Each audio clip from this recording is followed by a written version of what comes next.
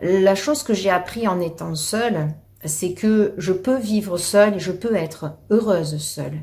Et ça, c'est vraiment quelque chose de nouveau parce que jusqu'à présent, dans mes relations passées, je conditionnais mon propre bonheur à l'état de ma relation avec un homme. Si ça allait bien avec le partenaire, ben j'étais heureuse, et si ça n'allait pas bien, j'étais malheureuse. J'étais dans une sorte de dépendance affective. En plus, il fallait que le partenaire témoigne et me montre sans arrêt qu'il était attaché à moi, qu'il m'aimait, qu'il avait des sentiments.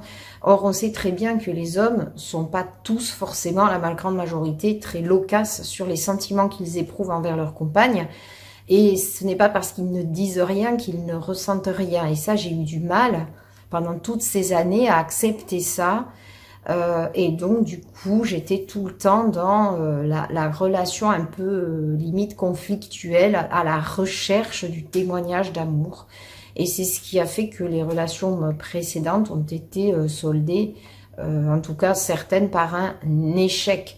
Et quand je vois les témoignages de ces femmes qui m'écrivent qu'elles sont séparées ou qu'elles ont enchaîné les séparations, je pense que c'est de l'ordre de cela, c'est-à-dire que on est dans une situation, on a eu un parcours personnel qui a créé ce besoin de reconnaissance et ce besoin de témoignage d'amour, de se retrouver dans cette situation de dépendance affective, et donc du coup on reproduit ce schéma-là de relation en relation. On se sent tellement légitime dans notre demande qu'on ne se rend pas compte à quel point on peut gâcher une relation qui peut-être aurait pu être autrement et plus longue et plus belle. C'est ce que j'ai compris aujourd'hui, et je crois peut-être que le fait d'avoir été seule pendant un moment, ça m'a permis de vraiment réfléchir sur pourquoi j'ai fait échouer toutes mes relations de couple.